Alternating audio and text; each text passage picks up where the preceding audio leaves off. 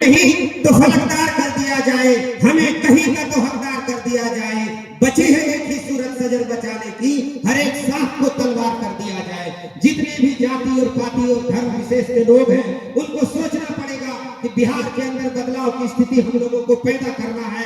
हम लोगों को किसी गरीब गुरबा के बीच में कोई भेदभाव नहीं, कोई जाति पाति नहीं। हम लोगों को बिहार के अंदर से भ्रष्टाचार को मिटा देना है और हम लोगों को अपने बच्चों के मुस्तकबिल के लिए सोचना है।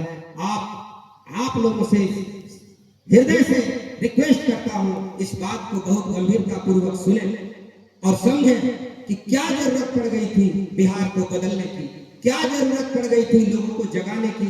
आज बताइए, छोटा सा मुल्क है नेपाल, भारत से बड़ा है या छोटा? छोटा। अब दुनिया का सबसे गरीब देश, दुनिया का सबसे गरीब देश, लेकिन हिंदुस्तान का आदमी अगर एक आंख बनवाना हो तो नेपाल जाता है। नेपाल एक छोटा सा मुल्क एक ऐसा हॉस्पिटल बना के इजाद किया जो बिहार से भी छोटा सा मुल्क है कि हिंदुस्तान के लोग वहां आंख बनाने जाते हैं। डूब मरनी चाहिए यहाँ की सरकार को, चाहे वो केंद्र की हो या राज्य की, कि यहाँ के गरीब गुरबा आज एक हॉस्पिटल भी व्यवस्था नहीं कर पाए कि आंख ही बनवा ले। आज हम लोग मधेपुरा छोड़कर पूर्णिया जाते हैं, भागलपुर जाते हैं, कहीं भी अच्छा सरकारी हॉस्पिटल नहीं है। प्राइवेट में जाते हैं, मेहनत मजदूरी करके जो पैसा कमाते हैं वो पैसा हम लोग डॉक्टरों को दे आते हैं। मेहनत मजदूरी करके जो पैसा कमाते हैं वो अधिकारियों को रिश्वत के तौर पर देते हैं। मेहनत मजदूरी करके जो पैसा कमाते हैं वो पैसा अगर कोई समृद्ध फैमिली के लोग हैं तो अपने बच्चों को पढ़ाने के लिए पूर्णिया भागलपुर भेजते हैं। हमारे बच्चे खिचड़ी वाले स्कूल में पढ़ते हैं और जहां पढ़ाई क्या होगा, पढ़ाई के नाम पर तो ठगी हो रहा है। मैं आपको बताता हूं, मैं भी यहीं के प्राइवेट स्कूल सरकारी स्कूल में पढ़ा, लेकिन मेरे अंदर जज्बा था कि मैं इस एजुकेशन को लेकर आगे बढ़ूंगा। फिर हम भागकर दिल्ली गए, दिल्ली विश्वविद्यालय में एडमिशन कराए, फिर वहां अपने से कमाकर पढ़ाई किए। पढ़ाई करने के बाद अपने माँ बाप को भी देखना, जो बिहार की ज्यादातर परिवार के युवाओं की जिम्मेदारी है। थोड़ा भी पैसा कमाया तो अपने माँ बाप को देखना, अपने भाई बहन को देखना, अपने रिश्तेदारों को देखना। उसी तरह की जिम्मेदारी से जूझते हुए 2015 में मैं गाँव वापस आया। मैं गाँव जब वापस आया तो यहाँ की स्थिति देखा। 15-20 साल दिल्ली में जब रहा, कई स्टेट में घूमता रहा, कई जगह गया, वहां के सरकार को देखा। आप देखेंगे बिहार के बाद दक्षिण का जो राज्य है, जिसमें तेलंगाना है, आंध्रा है, केरला है, तमिलनाडु है, ये सब दक्षिण के राज्य हैं। जो राज्य हम लोगों से बहुत आगे है, उनकी प्रति व्यक्ति आय आगे है, उनका रहन सहन अच्छा है, उनको आमदनी ज्यादा है, वो शिक्षित हम लोगों से ज्यादा है। बिहार हिंदुस्तान के अंदर सबसे ज्यादा शिक्षित राज्य कौन सा है पता है आपको?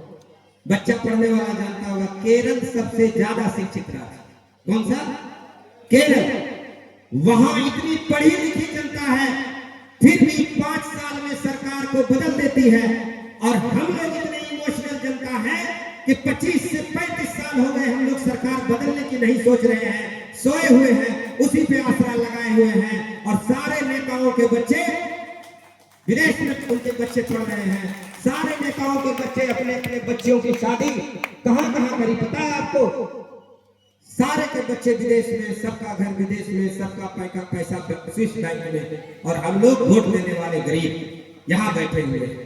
आज बताइए, पुरैनी थाना, पुरैनी प्रखंड या चौसा प्रखंड, चौसा थाना, या आप आलमनगर थाना या आलमनगर प्रखंड की बात करें, इस तरह हरेक बिहार के अंदर जितने भी प्रखंड हैं, सारे प्रखंडों में अंचल और अधिकारी इस तरह भ्रष्टाचार का आलम क्रॉस कर चुके हैं जिसका जवाब नहीं है। बगैर पैसे का आपका एक कर्मचारी सुनने को तैयार नहीं है। हर ब्लॉक में दलाल बैठ रहे हैं, हर थाने में दलाल बैठ रहे हैं, इंसाफ कहीं नहीं है।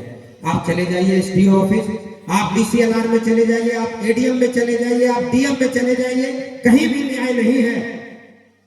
रिश्वत झूठ बोलकर अधिकारी ले रहे हैं और दे कौन रहे हैं? हम और आप दे रहे हैं। मजबूर कर दिया जा रहा है, इतना पैसा दीजिएगा तो आपके फेवर में मुकदमा, इतना पैसा दीजिएगा तो आपको रसीद कट जाएगी। एक ही जमीन का दो दो रसीद कट रहा है और दोनों भाई आपस में लड़ रहे हैं, एक दूसरे की हत्या करने पर उतारू है, एक दूसरे का सर फोड़ने पर उतारू है कि नहीं? ये स्थिति है बिहार की। किसकी जिम्मेदारी है?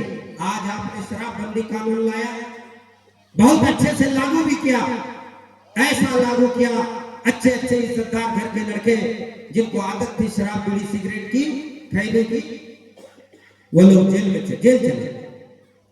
अब जेल चले गए तो अधिकारी पैसे लेने लगे डायरी लिखने के लिए, वकील पैसे लेने लगे, आवाम का ही पैसा जाने लगा। सरकार ने ऐसा नियम बना दिया कि गरीब का ही पैसा सरकार को के खजाने में पहुंचने लगा, और गरीब के बच्चे जो शुरू से ही शराब पी रहे थे, एक आध बच्चे जो अच्छे घर के थे, कहीं तो दुश्मनी से दूसरे के यहाँ शराब रख दिया।